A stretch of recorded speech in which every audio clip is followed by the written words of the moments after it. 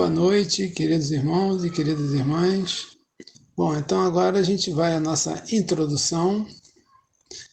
Como se divide o Livro dos Espíritos, né? Nós temos 4 partes, sendo a parte primeira composta pelas questões de 1 a 75. E do que trata a parte primeira? Das causas primárias. E que tem a sua correspondência, a sua ampliação no livro A Gênese, feito por Allan Kardec.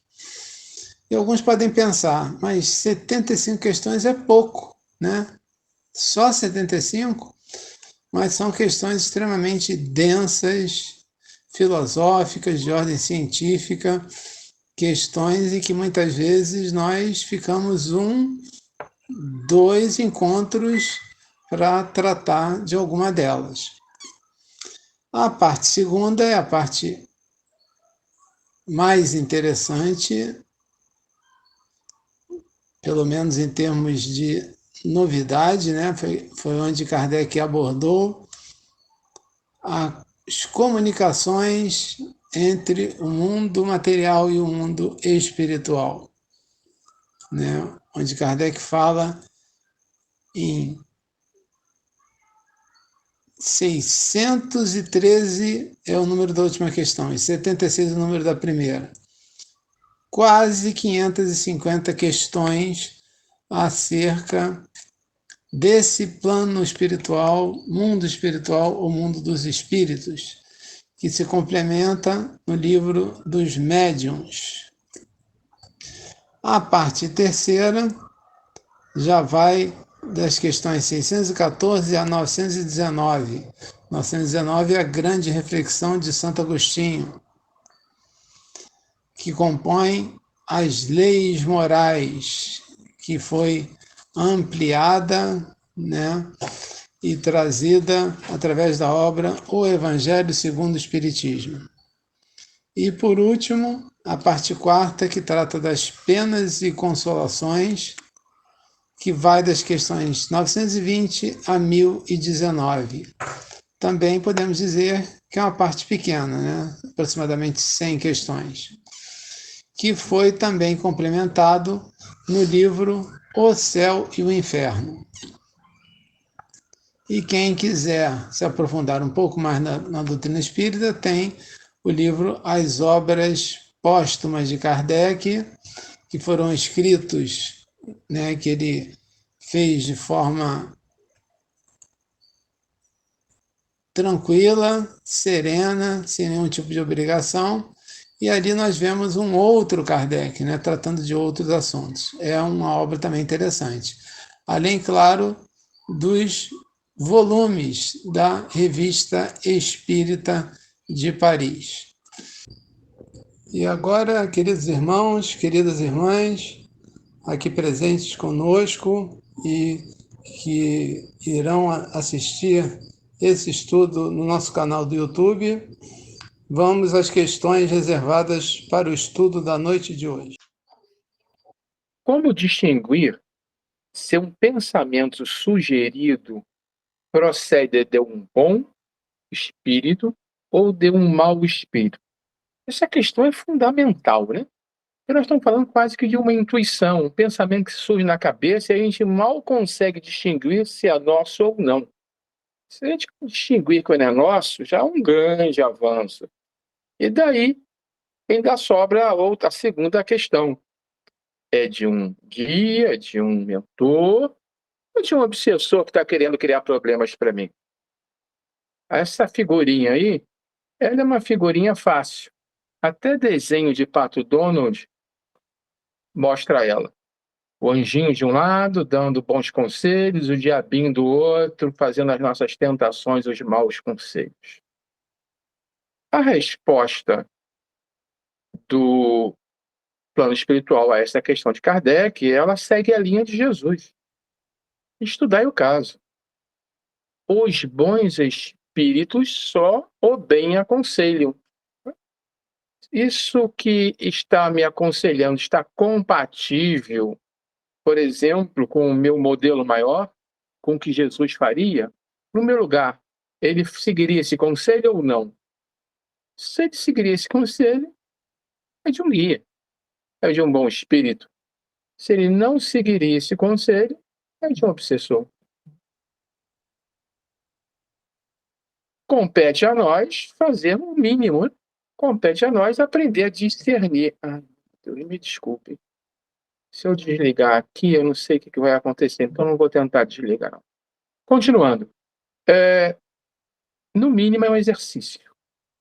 No mínimo vai apurar a nossa sensibilidade, o nosso bom senso, né? E o nosso aprendizado espiritual. Nós, principalmente os médicos, né, estamos constantemente recebendo influências que chegam alguma no nosso pensamento e, na maioria dos casos, nós nem conseguimos distinguir se é nossa ou não. Uma vez um guia fez um teste, mas não vou repetir, não vou escrever aqui não, mas ele queria somente me mostrar isso. Eu não tinha a menor ideia que eu estava sendo orientado, eu não fiz o que ele queria. Então, nem discernir, neste caso, eu poderia. Aí, interessante isso, foi bom ter entrado nesse aspecto, porque esse conselho, ele vai muito além dessa figurinha. Não importa qual a origem do pensamento, é um bom pensamento ou um mau pensamento? E não adianta ficar atribuindo isso ao obsessor, não. Muitos de nossos maus pensamentos são nossos mesmos. A questão do orar e vigiar é o cerne dessa questão. Se o que passa na nossa cabeça, independente de ser nosso ou não, é bom, está de acordo com a lei de Deus, está de acordo com o Evangelho de Jesus, vamos seguir. Se é mal, não vamos seguir. Vamos vencer a nós mesmos ou vamos vencer essa influência espiritual? Que já havia um caso em trabalho de obsessão, que quando foi convidado a se retirar, o obsessor que estava junto de um paciente, ele disse o seguinte: faz mais sentido ficar do lado dele, não. Ele não me escuta mais, não faz mais as coisas que eu quero. Então, tá bom, eu vou me embora. Foi alguém que, mesmo sem saber que estava sendo influenciado negativamente, resistiu a essas influências. E a nossa conclusão final é que não interessa a origem, o que interessa é a direção que esse pensamento aponta. Próxima questão. Tá bom, então tem espíritos imperfeitos que querem nos induzir ao mal. Mas qual o objetivo deles? Com que fim os espíritos imperfeitos nos induzem ao mal? A resposta é uma resposta dura. Para que sofrais como eles sofrem. Será que isso é possível? Gente, eu já vi encarnado fazer isso. Encarnado provocar sofrimento em outro, meio que para dividir o sofrimento dele. Se eu estou mal, então não quero que ninguém fique feliz do meu lado. E os desencarnados somos nós, sem o corpo de carne. E para eles é muito mais fácil. Então isso existe sim. Mas se nós pensarmos na época em que essa informação foi trazida, ela foi trazida de forma simplificada, compatível com o conhecimento da época. E hoje, se nós analisarmos com cuidado, veremos que tem mais possibilidades.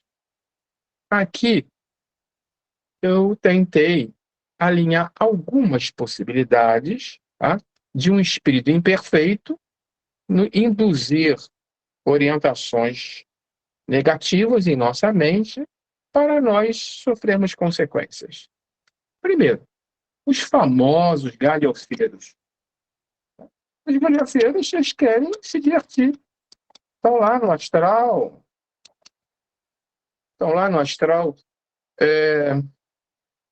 sem ter muito o que fazer. No astral não, né? No umbral. Ou então vieram para a matéria e querem se ocupar. E começa a causar confusão. Lembra os gremlins, né? De certa forma, a galhofeira é como se fosse um grêmio. Eles querem criar confusão para se divertir com a confusão que eles fazem. Isso existe, existe. Infelizmente existe. Só para nos ver em apuros. Por diversão. Agora, A resposta que foi dada no livro dos Espíritos corresponde à segunda possibilidade: fazer o mal pelo prazer de ver os outros sofrendo. É o mal pelo mal. Não nos conhecem, nunca nos viram antes. Não vão se divertir com isso, mas de alguma forma isso alivia eles. Que fazem. Terceira possibilidade: comparsas, buscando companheiros para usufruírem de prazeres materiais. Agora eles querem nos usar. E o pensamento é no sentido de nos induzir às ações que vão trazer prazeres para eles e dos quais eles não possam mais usufruir porque não tem mais um corpo de carne. Por exemplo, um desencarnado alcoólatra. Está ali sedento de álcool, vai chegar perto de quem gosta de uma talagada, está na hora, para aí, vamos tomar uma dose. E esse é nós. E se nós gostarmos também, a gente pode ceder, vamos tomar uma dose. Agora toma outra, e saideira nunca vem. Né? Em geral, os vícios e viciados têm esse ciclo. Né? A Matiz fala muito sobre isso. Né? Todo fumante é uma piteira viva. O alcoólatra é um caneco vivo. Né? E o sexo eu coloquei em separado, mas também é um vício. Logo, tem desencarnados que vão nos induzir a tomar ações, decisões que nos causarão sofrimento futuro, mas não ligam a mínima, eles querem tirar um prazer do momento para eles. Se isso irá nos prejudicar ou não, não importa para o desencarnado. Agora, às vezes a coisa é pessoal. Temos inimigos, encarnados e desencarnados. Temos inimigos que desencarnaram. Temos inimigos que não encarnaram dessa vez junto conosco e ficaram no astral. E aí a coisa é conosco mesmo. O objetivo é nos prejudicar. Como eles conhecem as leis espirituais, eles podem nos prejudicar na vida da matéria, criar problema no trabalho, provocar um desemprego, induzir alguém a brigar conosco, criar agressões físicas diversas, ou eles podem ser ainda piores e podem nos induzir a criar problemas para nós mesmos frente às leis divinas. E aí eles podem se comportar como alguém que nos induz ao vício, como alguém que nos induz a cometer pecados, né? Aquele conceito de pecado como flecha fora do alvo, aquele conceito de que se Deus quer o melhor para nós, tudo que for contrário à lei de Deus é pior para nós. Coisa, relação simples. Seguir a lei de Deus é simplesmente seguir o melhor caminho que ele fez para nós. Então, qualquer coisa, qualquer pensamento que nos leve a contrariar uma lei divina vai criar problemas para nós, porque não é o melhor. E aí, esses inimigos pessoais vão tentar isso. Por exemplo, nesta linha de ir além dos prejuízos materiais, eles sabem que a pior coisa que o encarnado pode fazer é se suicidar. Esse é um grande objetivo de nossos inimigos. Nos colocar numa situação tal que nos leve ao suicídio. Aí alguém pode dizer, poxa, mas e se ele mesmo incorporar na pessoa e matar a pessoa? Aí é outra história. Aí não é exatamente um suicídio, que ele estava incorporado. Então, tem aí alguns nuances interessantes. Quanto maior for a participação do desencarnado, inimigo nosso, no ato do suicídio, menos a nossa responsabilidade. E eles sabem disso. Então, a coisa é sutil. Tá? Pode ir cercando, provocar uma depressão, provocar problemas no trabalho, problemas amorosos, de tal forma que a gente se sinta em tal estado de sofrimento, encurralados em situações diversas, que nós mesmos tomamos a decisão do suicídio. Aí eles vão se sentir vitoriosos. Mas isso já exige conhecimento, profissionalismo. Eles têm um outro recurso. Se eles não se sentem à altura de provocar todo o mal que eles querem nos provocar, eles podem contratar profissionais, assessores, profissionais especializados em nos prejudicar. E isso pode ser vindo de um encarnado ou desencarnado. Existe. Eu vi uma senhora pedir a um guia espiritual pela morte de alguém. O guia me chamou. para eu conversar com ela. E ela não aceitou. Vou sair daqui e vou achar algum lugar que faça. E foi embora. Muito bem. E, de novo, os profissionais, eles então são especialistas em psicologia.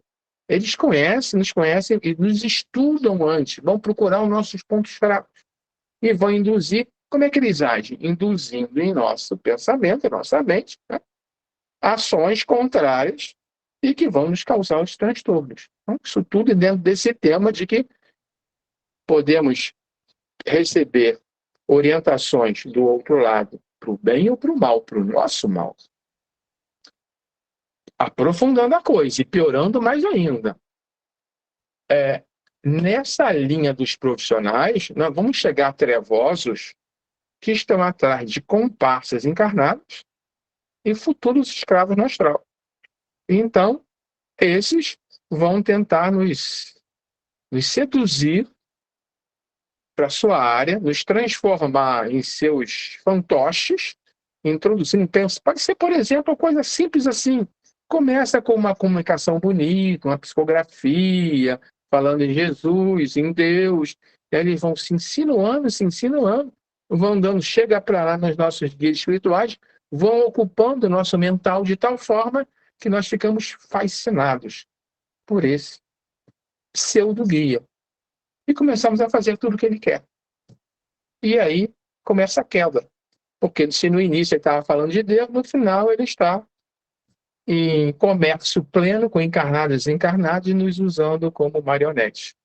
E quando desencarnamos, estão à nossa espera porque criaram vínculos conosco, nós criamos vínculos com eles, e passamos a ser os seus servos no astral. Indo mais além, agora quem vai pegar pesado somos nós. Para quem conhece as histórias dos dragões, sabe que existe no planeta Terra irmãos de alta intelectualidade, de grande poder mental e nenhuma moral. E que alguns nunca sequer encarnaram, conseguiram se fugir às encarnações. E criaram uma estrutura de poder onde eles mandam à vontade naqueles que estão sob o seu jugo. E sabem que o juízo final está aí na porta. E que nesta hora eles vão ser deslocados para aqui e serão levados para um planeta ainda mais primitivo. E não querem isso. Então, eles atuam através de seus emissários para implantar o caos no planeta. E aí a coisa já é mais coletiva, ele não está mais preocupado com o seu Zé das Cores. Aí, por exemplo, ele vai inspirar, assediar um governante. Está havendo uma eleição, está havendo um presidente de uma nação que tem a bomba atômica, ele vai usá-lo como alvo. E atrás dos governantes, e agora estou falando dos países, principalmente dos países mais desenvolvidos, existe uma grande batalha ali, uma grande queda de braço entre esses dois lados. Imagine Saddam Hussein tendo uma bomba atômica. O que esse aqui não estaria dizendo no ouvido dele? Porque se o Saddam Hussein tivesse jogado uma bomba atômica em Nova York, como estaria o caos no nosso planeta hoje? E é isso que esses grandes representantes do mal querem. Mas a maneira de atuação pode ser aqui um galhofeirozinho ou pode ser um emissário de um dragão. E nós podemos ser quem está aqui tem que tomar a decisão se vamos seguir ou não um lado ou outro. Depende de nós.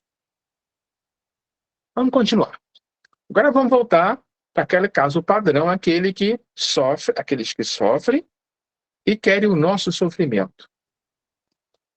Paulo, faz o favor, fala alguma coisa. Eu não sei se eu estou conectado com vocês, escutando pelo som.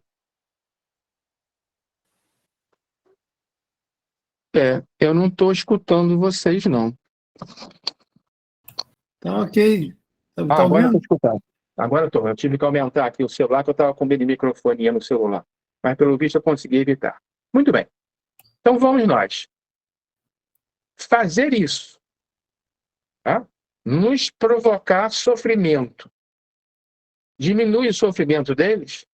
Não diminui. Faz com inveja. porque não suporta que seja alguém feliz. Isso aí é muito humano, diga-se de passagem, né? Muito humano. Aquele caso mais simples, simplesmente eles se consolam espalhando a dor e o sofrimento. Mas de que natureza é esse? Esse sofrimento que procura infligir aos outros? Agora é uma questão importante, que nós já começamos a falar sobre ela. Os sofrimentos que resultam de ser de ordem inferior à criatura e, portanto, está afastada de Deus. É a questão da seta do alvo, do pecado. Se Deus quer o melhor para nós, o melhor para nós é seguir a orientação divina. Qualquer coisa que a gente faça em direção contrária vai nos causar algum tipo de atrito com a lei divina. Esse atrito gera sofrimento. Exemplo do suicídio. É o exemplo extremo, a pior coisa que nós podemos fazer. Porque a vontade de nos aniquilar atua sobre o nosso corpo astral, enquanto a bala atua sobre o corpo físico. Um destrói completamente o físico e o outro dá uma arrasada no astral. E o sofrimento de um suicida é enorme e demorado. Esse é o caso extremo que só para ilustrar a coisa. Mas se eles nos conseguem fazer, mesmo coisas menores, né, nos leva para o vício, nos leva para abandonar a família, abandonar nossos filhos, nossos entes queridos, nos leva para a sarjeta e para uma vida de miséria ainda na matéria e posterior no umbral, nivelou com eles é o que eles querem. Mas, puxa vida, se Deus é tão preocupado assim conosco, por que ele permite que esses espíritos façam isso? A gente poderia criar um sistema, e até criaram, né? A nossa teletérica é isso, só que o tempo da teletérica está acabando, nós temos que voltar a ter autonomia. Os espíritos imperfeitos são instrumentos de quem? Próprios. Na verdade, instrumentos de Deus. Será que eu não bebo porque eu sei que isso é ruim para mim do ponto de vista material e espiritual? Ou será que eu não faço isso porque... Não foi um bom exemplo. A gente pode melhorar esse exemplo.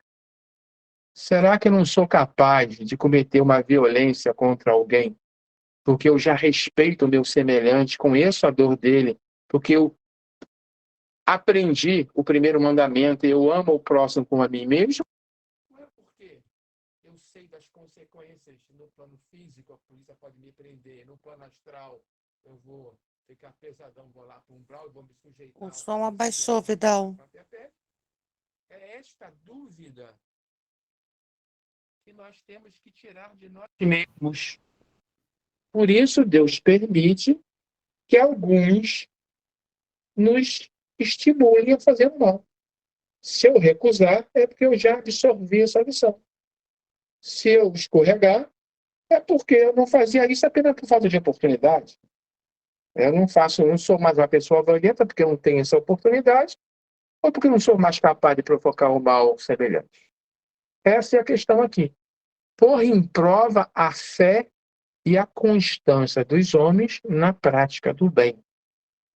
A prática do bem já é a minha maneira de ser? Ou é algo que eu sigo ainda porque eu acredito no Evangelho, mas de vez em quando eu dou uma escorregada? E se alguém soprar no meu ouvido aqui uma ideiazinha maluca, e essa ideiazinha na hora me fizer esquecer do Evangelho, eu vou abraçar essa ideia? Ou isso é algo que eu não vou nem escutar? Vai passar ao largo porque eu não sou mais capaz. Como espírito que és, tens que progredir na ciência do infinito, na lei de Deus. Daí o passares pelas provas do mal para chegares ao bem. É a oportunidade que aparece à nossa frente de nós mesmos nos testarmos. Se nós já somos quem pratica o bem pelo bem, vocês quando praticam o bem é por igual aquela música. Se Balan soubesse como é bom ser honesto, seria honesto por malandragem. Caramba, tem gente que ainda é assim. Às vezes está praticando o bem porque já entendeu que não é bom fazer o mal. Mas não porque aprendeu a amar o próximo. A nossa, essa aqui eu achei maravilhosa. Essa aqui é maravilhosa porque até aquece o nosso coração. A nossa missão, sabe de quem? Deles, dos guias. Consiste em te colocarmos no bom caminho. A missão dos guias que nos cercam, aqueles que nos querem bem, é nos colocarmos no bom caminho. Mas existe uma ciência para isso. Porque se todo dia de manhã eles psicografassem um roteiro do dia, você hoje vai escovar os dentes porque isso não dá cárie, você hoje não vai fazer isso, hoje vai fazer aquilo, aí a gente segue, todo dia pega lá o celular com o roteirinho, ó, já fiz essa, já fiz essa, já fiz essa, já fiz essa, teria graça. O guia tem que nos colocar no bom caminho, mas por decisão nossa. Ele aponta, ele cochicha. Ele nem deixa, nem quer que a gente saiba que foi ele que cochichou. A decisão é nossa, porque é livre-arbítrio. A recompensa será nossa também. Se eu fiz o bem porque eu quis fazer o bem, é uma coisa. Eu fiz o bem porque meu guia disse para fazer aquilo, é outra. Completamente diferente. Desde que sobre ti atuam influências demais, é que as atraís. Isso é outra coisa importantíssima. Se os nossos pensamentos são negativos, quem é que nossos pensamentos irão atrair? Aí está mais para o comparsa, né? O comparsa, aquela hipótese aqui do comparsa, é aquele que busca companheiros que pensam como ele. Aquele exemplo que eu dei era de um encarnado que deixou de pensar como ele. Ele sequer desistiu, seguiu o caminho dele. E esta figurinha aqui, do anjinho e do demôniozinho, ela de novo volta a ser relevante. Sobre a ti atuam mais influências que nós atraímos. Eu já escutei um guia dizer o seguinte: depois que esse aqui tomar conta, eu não consigo chegar perto. Entendeu o alcance?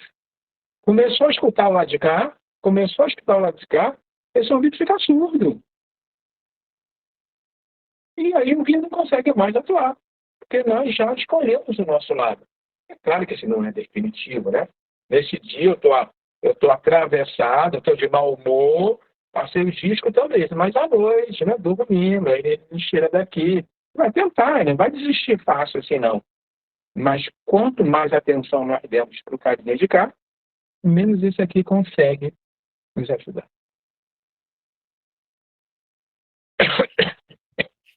Onde é que nós estávamos? Por aqui. Porquanto os espíritos inferiores correm a te auxiliar no mal, logo que desejes praticar. Com certeza. Estou louco para dar uma saidinha e encher a cara no bar. Tá cheio lá, não vou chegar lá já com uma penca atrás de mim. Que eles falam, ele tá indo para lá, vambora, gente. Aí, lotação, hein? Hoje tem bebedeira. Só quando queiras o mal, podem eles ajudar-te para a prática do mal. Isso é outra coisa importante. Só quando queiras o mal, eles podem te ajudar na prática do mal. Se eu não quero prejudicar ninguém, não vai aparecer ninguém para me induzir a isso. Vai aparecer um anjinho ali para me ajudar a praticar o bem. Se fores propenso ao assassínio, terás em torno de ti uma nuvem de espíritos a te alimentarem no íntimo esplendor. É porque sangue, né? Vou nem entrar no método aqui para não baixar a vibração. Mas outros também te cercarão, esforçando-te por te influenciarem para o bem. O que restabelece o equilíbrio da balança e te deixa senhor dos seus atos. Quer dizer, o fato de Deus permitir que cochichassem coisa errada no meu ouvido, não quer dizer que ele nos abandonou a nossa decisão. Tem alguém do outro lado equilibrando a balança. Agora, se nós só descansarmos um lado, o outro tem mais dificuldade de chegar até nós.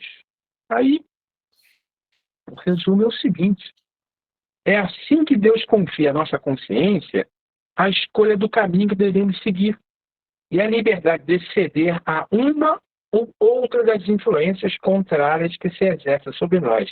A decisão é nossa, é o livre-arbítrio. A nossa consciência vai escolher. A balança está ali equilibrada.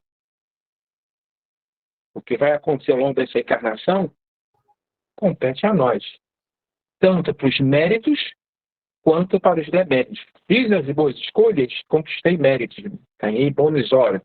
Fiz mais escolhas, é o inverso. Isso aqui, para resumir a história, essa história aqui, eu sei que o tempo meio que acabou e peço desculpa, mas não dá para deixar de lembrar do maior de todos os exemplos. Lembram dessa? A tentação no deserto? Mostrou-lhe todos os reinos do mundo e suas riquezas. Ele disse: eu te darei tudo isso se te ajoelhares diante de mim para me adorar. Que tentação foi essa? O diabo não existe. O diabo não existe. Não tinha lá, de qualquer forma, um trevosozinho no ouvido de Jesus. Acho muito difícil também. Mas, de fato, naquele momento ali, Jesus tinha que tomar uma decisão.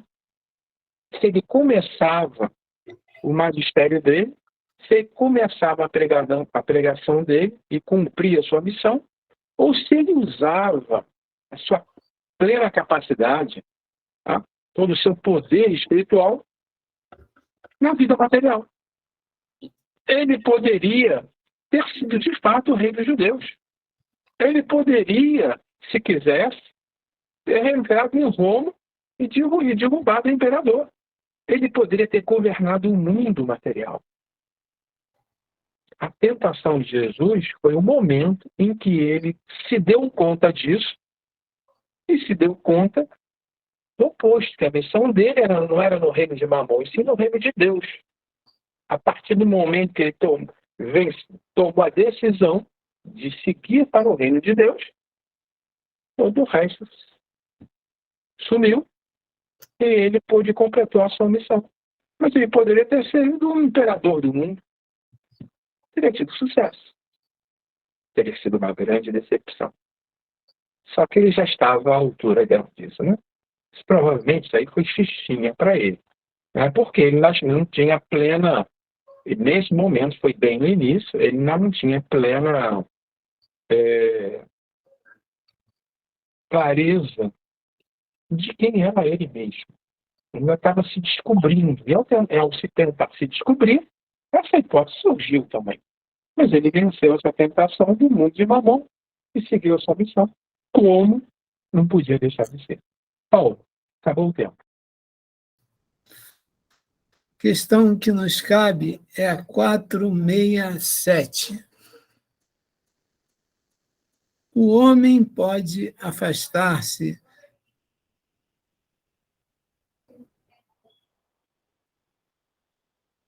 da influência dos espíritos que o solicitam a prática do mal. Conseguiu? Então está aí na tela.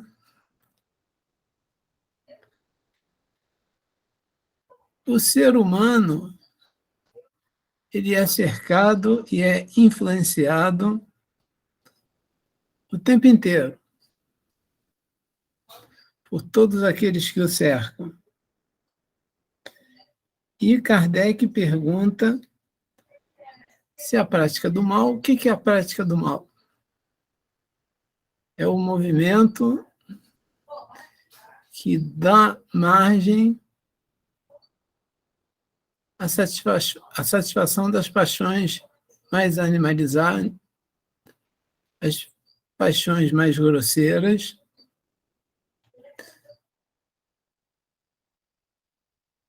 e normalmente a gente ouve dizer: fulano me disse isso e aí eu acabei fazendo aquilo. Não. Não foi ninguém, seja encarnado, seja desencarnado,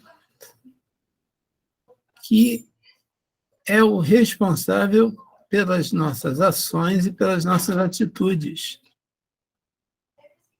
Nós fazemos exatamente aquilo que queremos e que gostamos de fazer. E os espíritos desencarnados, normalmente eles têm condições de, lendo o nosso pensamento, vendo os nossos desejos, dar aquela ajudinha. E a espiritualidade responde: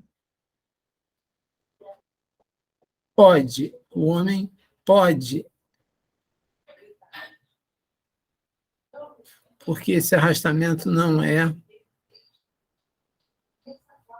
definitivo, visto que tais espíritos só se apegam aos que, pelos seus desejos, os chamam,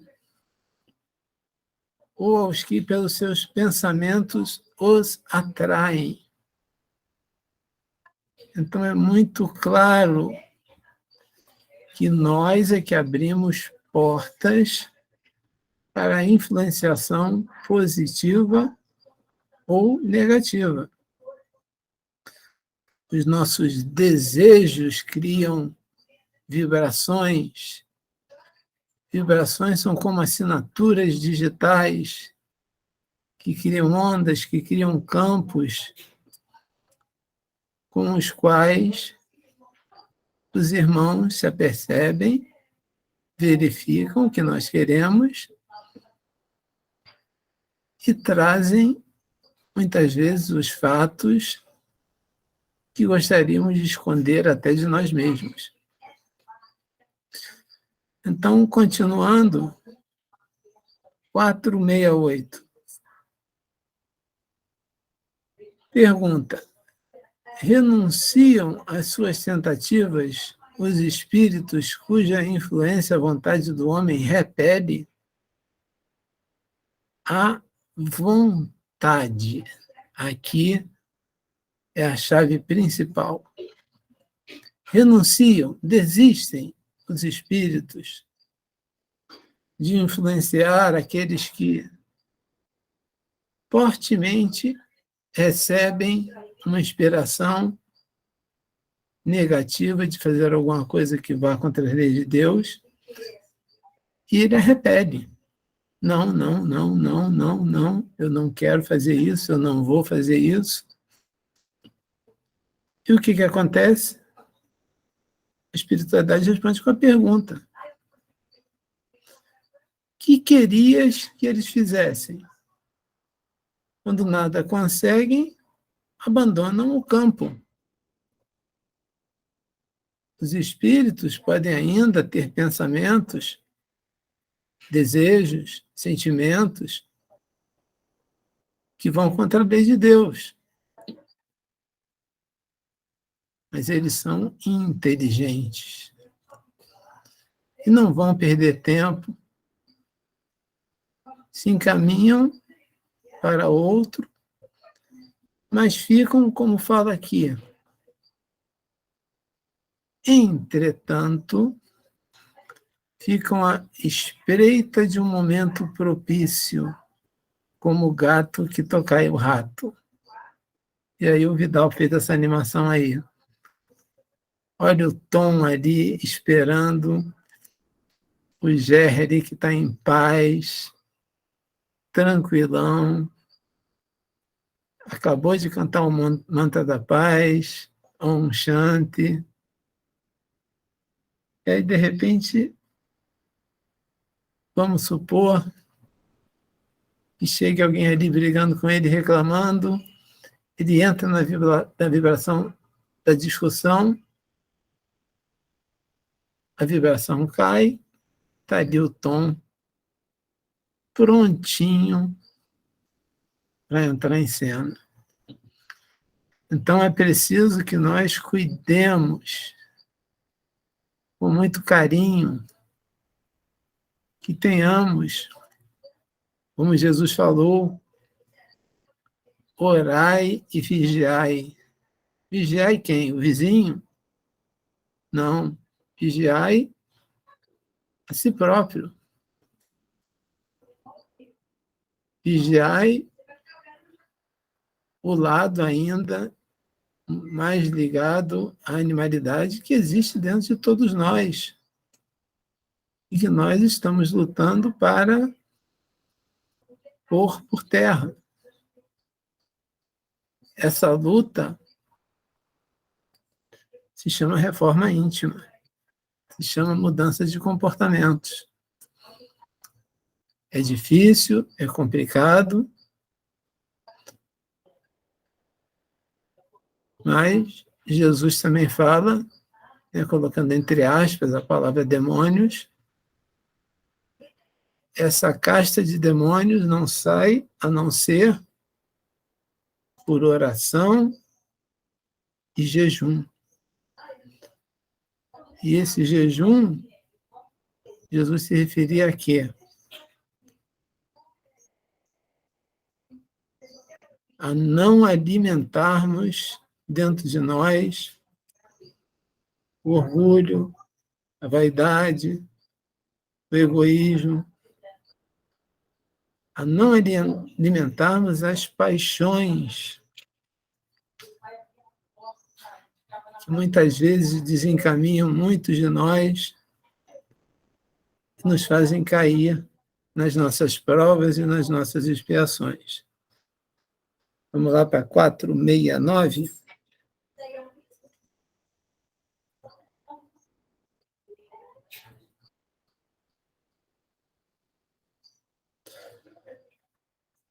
Por que meio podemos neutralizar a influência dos maus espíritos?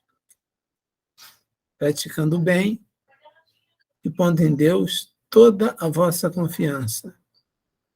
Repelireis a influência dos espíritos inferiores e aniquilareis o império que desejem ter sobre vós.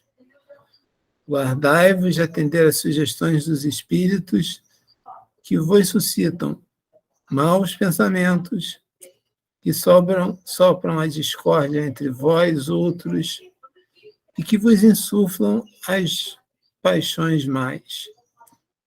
Desconfiai especialmente dos que vos exaltam o orgulho, pois que estes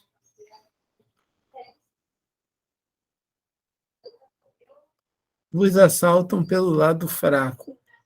É essa a razão por que Jesus, na oração dominical, o Pai Nosso, nos ensinou a dizer: Senhor, não nos deixes cair em tentação, mas livra-nos do mal que há dentro de nós, do mal que ainda existe dentro de nós e que cria sintonia vibratória com tais pensamentos. E esse mal é muito representado pelas paixões. E aí a gente dá um salto lá na questão 907, rapidamente, depois a gente volta. No capítulo Perfeição Moral, será substancialmente mal o princípio originário das paixões, embora esteja na natureza? Não. A paixão está nos excessos de que se acresceu a vontade. A paixão é boa. Ela nos impulsiona, ela nos dá força, mas se a vontade está em excesso, corremos problema. Se a vontade é fraca, podemos até entrarmos em um processo depressivo.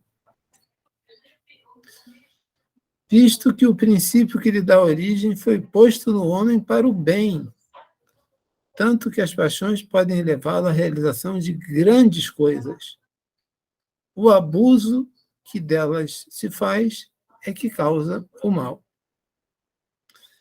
E essa questão é para a gente repetir muitas vezes, meditar muito. A 909. Poderia sempre o homem, pelos seus esforços, vencer as suas más inclinações? Sim. E frequentemente fazendo esforços muito insignificantes. O que lhe falta é a vontade. Querer mudar. Querer fazer diferente. E a espiritualidade lamenta. Quão poucos dentre vós fazem tais esforços. Lamenta porque eles estão junto conosco, estão torcendo por nós. E muitas vezes a cura, a melhoria, depende de esforços, como diz a resposta, insignificantes. Mas nós, presos ao nosso orgulho, às vezes batemos no peito falando: eu estou certo, eu não mudo, eu não perdoo, nem que Jesus Cristo desça à terra. E aí o espírito sofre. Reencarna, reencarna, reencarna, tentando mudar. Mas nada consegue mudar. A única coisa que ele consegue mudar é de corpo. Várias vezes, vários corpos, mas os mesmos comportamentos sempre. Vamos continuar agora no 470. Os espíritos que ao mal procuram induzir-nos e que põem em prova a nossa firmeza no bem, procedem desse modo cumprindo missão. E se é assim, cabe-lhes alguma responsabilidade?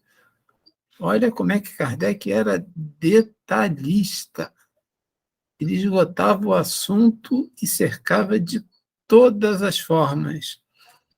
E a resposta, claro,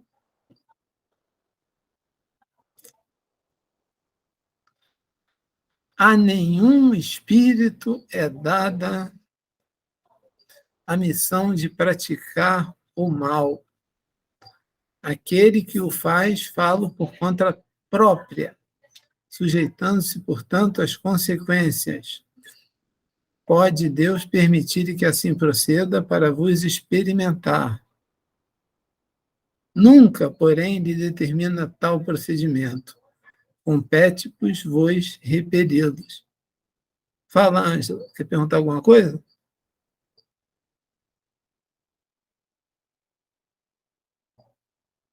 Ângela? Levantou a mão, Ângela? Não, não, foi sem querer bater. Foi sem querer, desculpa. Então vamos lá. 471. Quando experimentamos, lembrem-se de sensações que já tiveram, de momentos que já tiveram,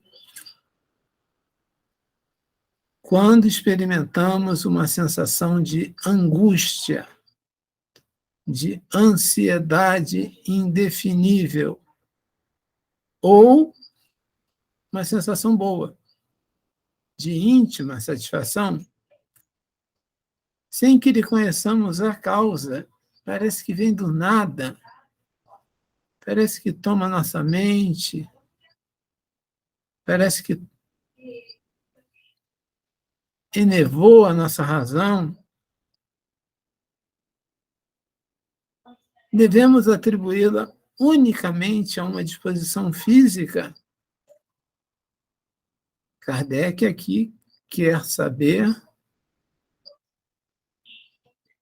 sobre a relação espiritualidade, emoções e a parte física. É a própria medicina psicossomática.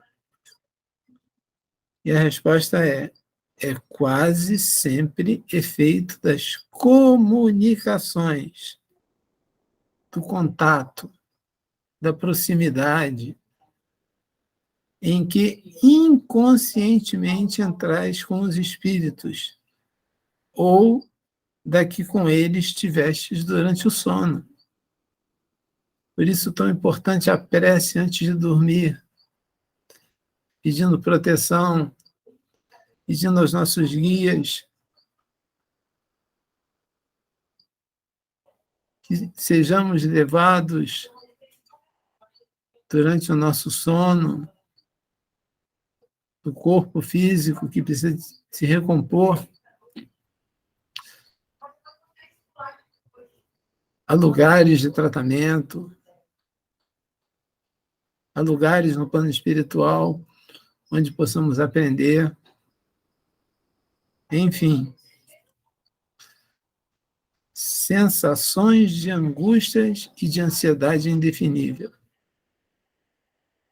Pode ser influências espirituais, mas sempre lembrando que nós é que abrimos as portas para que essas influências ocorram. E agora, 472, para fechar a minha parte, os espíritos que procuram atrair-nos para o mal se limitam a aproveitar as circunstâncias em que nos achamos ou podem também criá-las. Aproveitam as circunstâncias ocorrentes, mas também costumam criá-las, impelindo-os, malgrado vosso, para aquilo que cobiçais. Por isso que Paulo falou: por que faço o mal que não quero mais e por que não faço o bem que sei que devo fazer? Assim, por exemplo, encontra um homem no seu caminho certa quantia. Não penses tenham sido os espíritos que a trouxeram para ali, mas eles podem inspirar ao homem a ideia de tomar aquela direção, sugerir depois que se apodere da importância achada, enquanto outros lhe sugerem a de restituir o dinheiro ao seu legítimo dono. O mesmo se dá com relação a todas as demais tentações. Então, nesse momento, antes do fato, antes da ação, que possamos refletir, estar com a mente, com o coração aberto, para que tenhamos ouvidos e olhos de ver, ouvidos de ouvir e olhos de ver, como dizia Jesus, apenas para aqueles que nos influenciam para o bem.